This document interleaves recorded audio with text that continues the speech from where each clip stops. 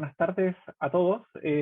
Mi nombre es Maximiliano y les voy a presentar uno de los estudios que forma o que formó parte de mi tesis doctoral, que es básicamente acerca de por qué los trabajadores toman pausas en el trabajo. Entonces, a modo de... A ver, ahí. Básicamente, pausas o breaks, como lo voy a llamar, son interrupciones autogeneradas o externas de las actividades laborales durante el trabajo, como por ejemplo coffee breaks, almuerzo, parar un tiempo para conversar con compañeros, y en general tienen varios beneficios asociados, que es temas de bienestar psicológico, bienestar físico y mayor desempeño laboral. Ahora, ¿por qué nos interesaría preguntarnos acerca de por qué los trabajadores toman pausas o breaks? Bueno, lo más importante es que los breaks son más efectivos cuando se toman a tiempo. Básicamente, cuando no ha pasado mucho tiempo, ni tampoco muy poco tiempo entre break y break. Y esto nos ayuda también a entregar mejores recomendaciones para las empresas acerca de cómo organizar el día de trabajo, y también mejores recomendaciones para los trabajadores acerca de cómo organizar su trabajo. De acuerdo a investigaciones previas, los breaks se han conceptualizado como básicamente donde las personas trabajan y agotan sus recursos, aumentan la fatiga, los breaks ayudan a recuperar los recursos y la fatiga se reduce, y esto conlleva a mejores beneficios de desempeño y bienestar ocupacional. Es decir, que los breaks generalmente se conceptualizan como estrategias proactivas de manejo de energía propia o oportunidades de recuperación donde los trabajadores pueden descansar durante el día de trabajo. Pero hay un problema. En general, los trabajadores, o lo que muestra la evidencia, es que los niveles de fatiga y de energía no se asocian a que los trabajadores toman breaks, y tampoco la necesidad de recuperarse o de descansar se asocia a la toma de breaks. Entonces, esto hace que problematiza un poco esta idea de que los breaks son procesos de manejo de energía y de recuperación, y hace preguntarse un poco qué más está pasando. Y mi propuesta es que esto ocurre principalmente porque los estudios anteriores solo consideran lo que ha venido pasando antes del break, es decir, los trabajadores eh, hacen tareas, se cansan y trabajan. Mientras que mi propuesta es desde una perspectiva episódica. No sé cuántos acá están familiarizados con el concepto de eh, eh, modelos de desempeño episódico, en donde básicamente describimos que el día de trabajo está organizado en múltiples episodios, y todos estos episodios se relacionan entre sí.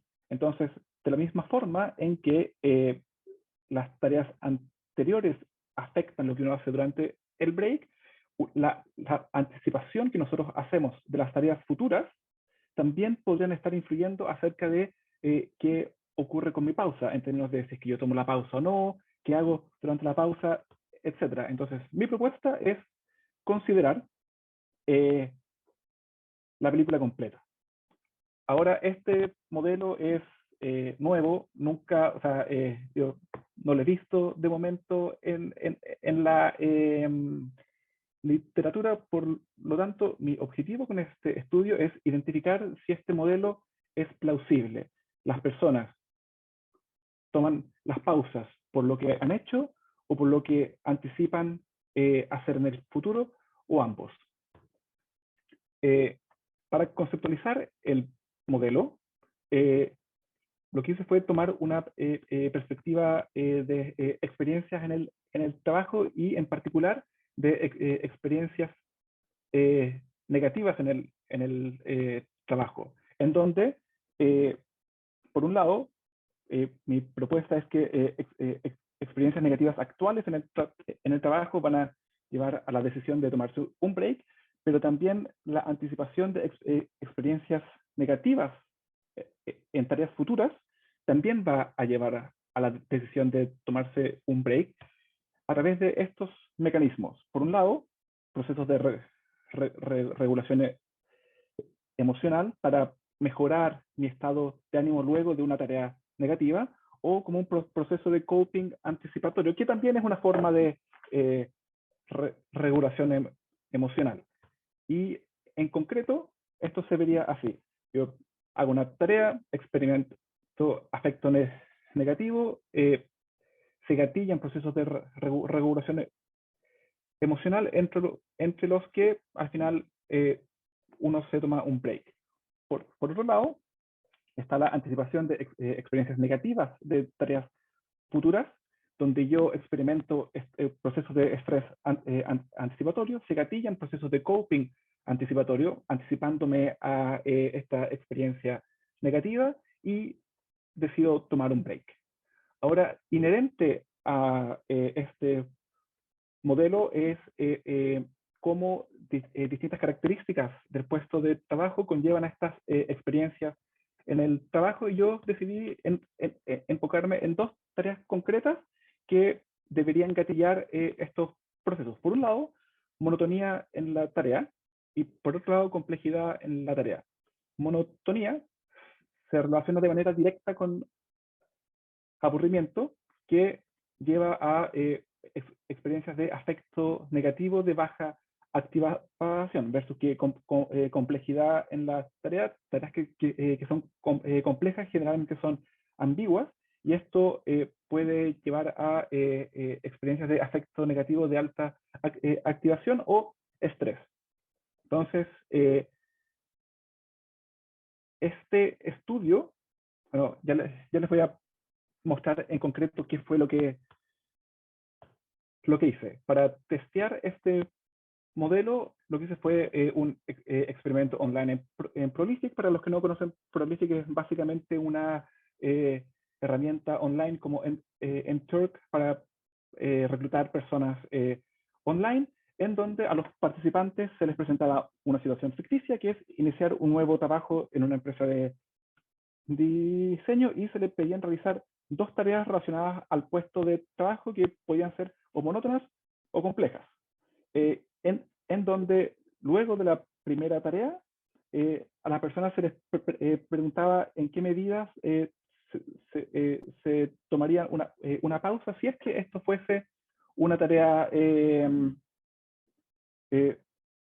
puesto de trabajo real. Y se utilizaron videos para aumentar la inmersión y aumentar la validez externa. En concreto, los participantes primero veían un video, luego un segundo video, hacían la primera tarea, luego hacían una prueba de la segunda tarea para que tengan una idea de qué esperar, y luego se les preguntaba acerca de la intención de tomar el break, y el experimento terminaba. Habían 4 grupos experimentales que variaban en el orden en que se presentaban las tareas: monótono complejo, complejo monótono, y así. Un análisis de poder me llevó a concluir que necesitaba al menos 32 personas por grupo. La muestra final fue de 38 personas por grupo, para tratar de identificar efectos ligeramente más pequeños a medianos, y no habían diferencias en demográficos entre los distintos grupos. Brevemente, los resultados, lo primero que hice fue comparar si es que las personas que habían hecho una tarea monótona primero tenían diferencias con las personas que habían hecho una tarea compleja primero. Y sí, hay las personas que primero hacen una tarea monótona tienden a tomarse más, o tienden a reportar que se tomarían más breaks que las personas que primero hacen una tarea compleja. Y las personas que no existe diferencia entre las personas que primero o sea, que anticipan hacer una tarea compleja versus aquellos que anticipan hacer una tarea monótona. Esto podría llevar a concluir que el modelo que yo llamo pausas reactivas podría ser más certero, pero cuando uno divide entre las distintas perspectivas y compara los distintos grupos entre sí, uno encuentra que existe una diferencia significativa entre aquellos que, o sea, entre el grupo que primero hace una tarea monótona, o sea, que entre el grupo que hace una tarea monótona compleja y el grupo que hace dos tareas complejas. Si es que, eh, si es que este resultado fuese transversal y lo que hacemos después no tendría importancia, nosotros encontraríamos el mismo patrón cuando vemos que, cuando comparamos el grupo monótono con complejo, pero lo que encontramos es que al final no hay diferencias. Entonces, ¿qué es lo que nos llevó a concluir esto? Que no es solo la tarea que las personas hacen antes del break, ni tampoco las tareas que las personas hacen después del break, sino que una combinación de ambas, donde en el contexto de este estudio, las personas que primero hacen tareas monótonas y que después anticipan hacer tareas complejas, son las personas que reportarían tomarse más breaks en el trabajo. Algunas limitaciones de este estudio es que básicamente tiene una generalización baja donde la intención de conducta no es igual a conducta real, y también está enfocada a solo dos características de la tarea, que es monotonía y compleja, y tampoco exploré en mucha medida los mecanismos, que es básicamente experiencias afectivas, procesos de regulación emocional y procesos de coping. Pasó un poco volando, lamentablemente no tenía mucho tiempo para mostrar otras cosas, pero eso es básicamente lo que hice en este estudio. ¿Preguntas?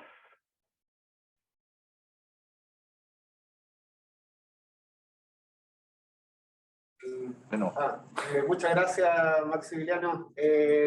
No sé si hay preguntas aquí o la gente que está también en la casa. Aquí tenemos una mano levantada. Héctor, ¿sí? Hola Max, gracias Hola. por la presentación. Súper interesante por esto del desempeño episódico. Entender como que el desempeño no es una cuestión estática, sino que en el día uno va teniendo distintas parcelas, momentos de desempeño en que uno se va autorregulando. Tú mencionaste al principio, y yo creo que es súper importante cuando uno le quiere mandar un mensaje práctico a las empresas, es importante, o sea, junto con tomar breaks, es importante tomar los breaks en el momento adecuado o en el momento apropiado. Entonces, yo creo que habiendo conversado con gente que trabaja, por ejemplo, en call centers o organizaciones de servicios, en sucursales y todo, tienen ese tremendo rollo porque el gestionar los breaks es complejo para mantener la operación, ¿cierto? En el fondo tú no podés tener como a todas las personas saliendo al mismo momento, ¿no? ¿Cómo se conecta estas modelo episódico de lo que tú descubriste como con el momento apropiado para tomar breaks? Esa es una muy buena pregunta, y es una pregunta que me han hecho harto respecto a este tema, que es básicamente cómo transformamos esto en medidas prácticas, ¿verdad?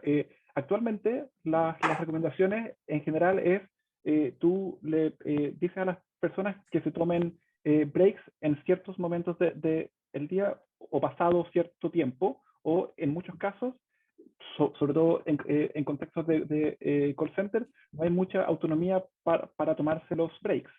De acuerdo a los estudios a los resultados de este estudio, una aproximación que sería más adecuada y ecológica de acuerdo al contexto sería entender, de acuerdo al trabajo mismo, cuáles son los distintos eventos que gatillan experiencias negativas en el trabajo, y dejar que los trabajadores tengan autonomía para tomarse breaks cuando lo necesiten. Entonces, aplicado al contexto de call center, por ejemplo, en servicio, todos hemos escuchado anécdotas en donde los clientes tratan mal a los ejecutivos de call center.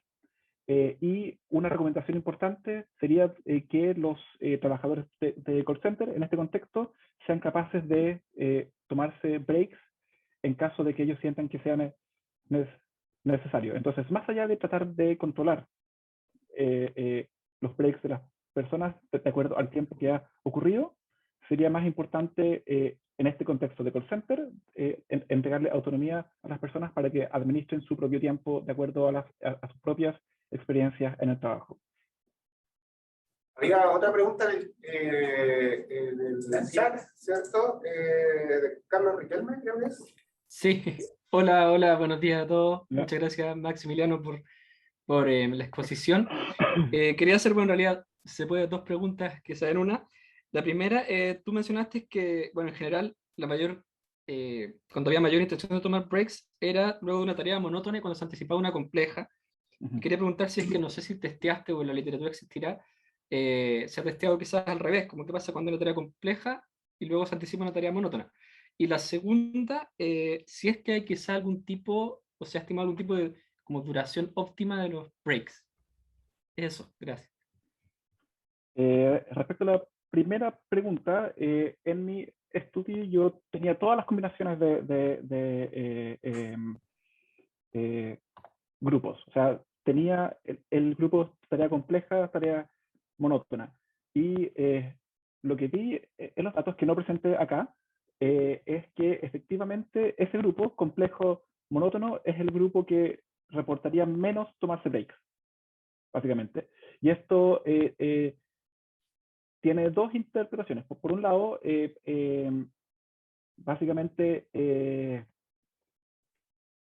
terminar tareas complejas también puede tener cierto componente afectivo, energético, motivacional, lo que hace que no se gatillen estos como procesos de regulación emocional. Entonces, porque ya lo terminé. Y anticipar una tarea monótona, en general hay varios estudios que muestran que las personas preferirían terminar esta tarea que no es estresante, sino que es la tarea, terminarla y después pensar qué hacer. ¿Ya? Entonces, esa es la explicación que yo le doy a por qué este grupo son los menos propensos a tomarse el break.